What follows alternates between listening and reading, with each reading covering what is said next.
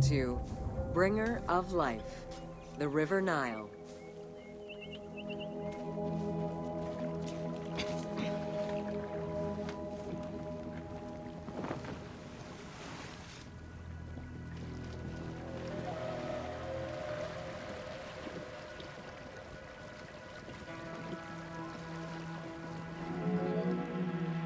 The ancient Egyptians called the dark, fertile soil of the Nile the Black Lands, and the surrounding desert was referred to as the Red Lands. The dramatic difference of productive land opposed to barren desert had a deep influence on cultural ideology, mythology, and religion.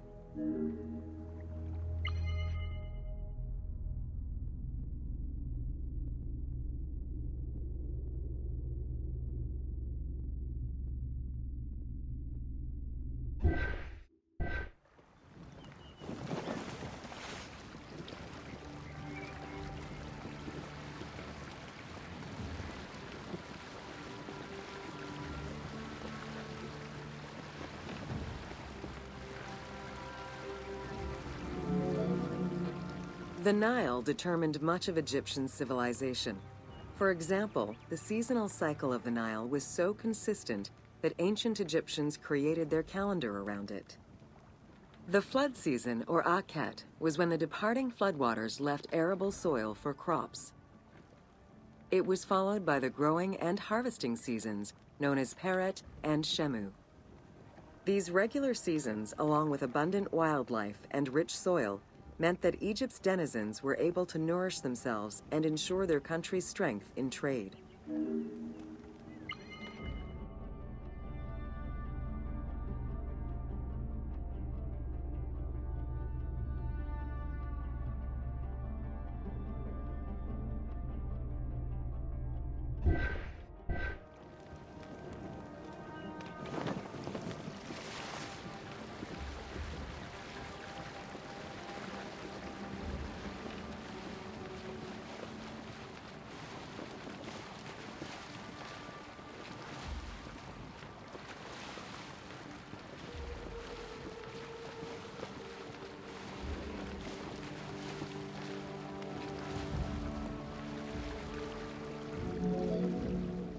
The River Nile, flowing from the south to the north, neatly traversed through both Upper and Lower Egypt.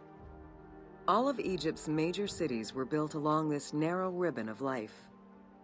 Protected by mountain ranges and deserts which acted as natural barriers to enemies, and sustained by the Nile's plants and wildlife, Egyptian civilization enjoyed economic and cultural prosperity for over 4,000 years.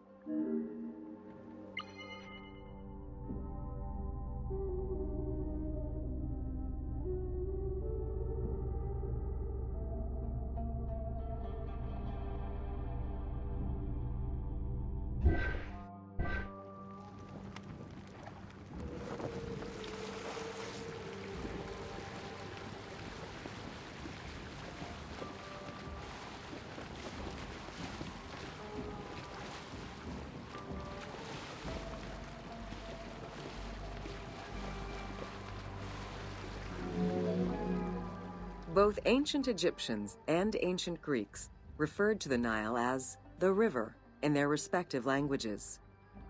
Stretching a distance of over 6,700 kilometers, the Nile is one of the longest rivers in the world. It flows south to north, spanning 11 countries. The River Nile originates in the region of the Great Subequatorial Lakes, including one of the largest in the world, Lake Victoria near Tanzania.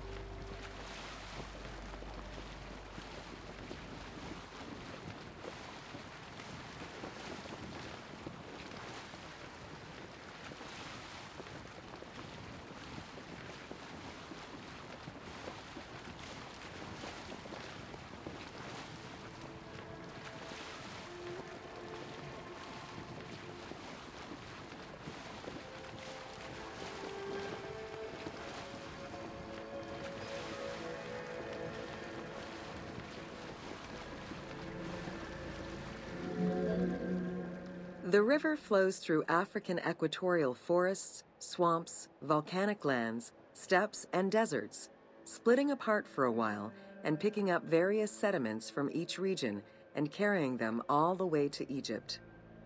Its main artery, known as the White Nile, rejoins with the Blue Nile in Khartoum. This is where it weaves through rich deposits of silt and nutrients, carrying them along in its wake.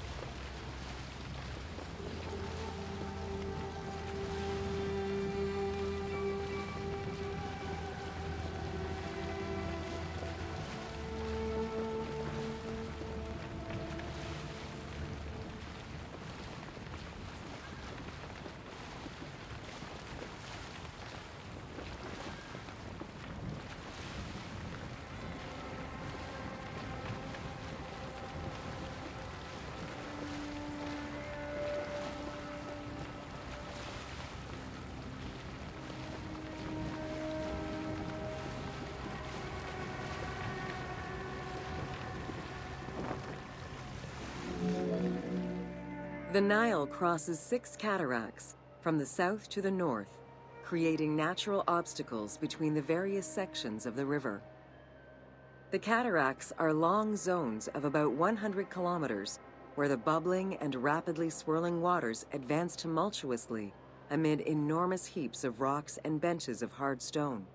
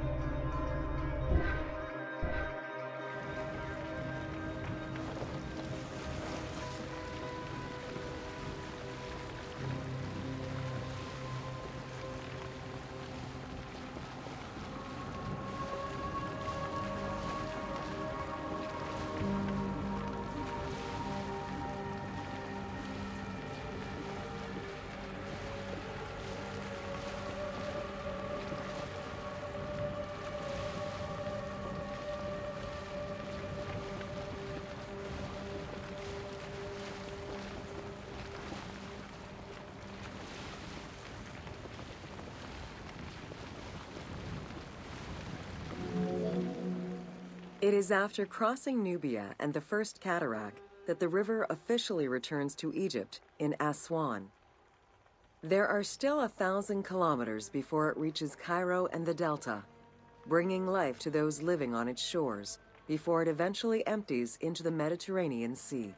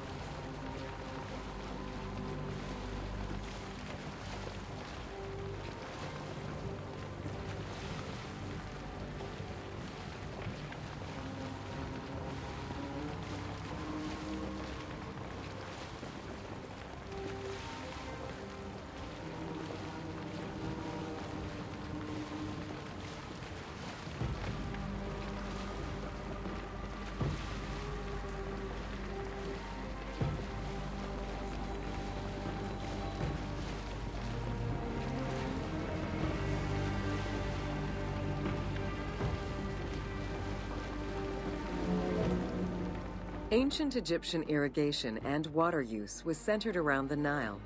However, they also had access to streams and rivers, as well as several large lakes. The delta, situated at the north end of the Nile, also known as Lower Egypt, is a large irrigated area where the river splits into several tributaries.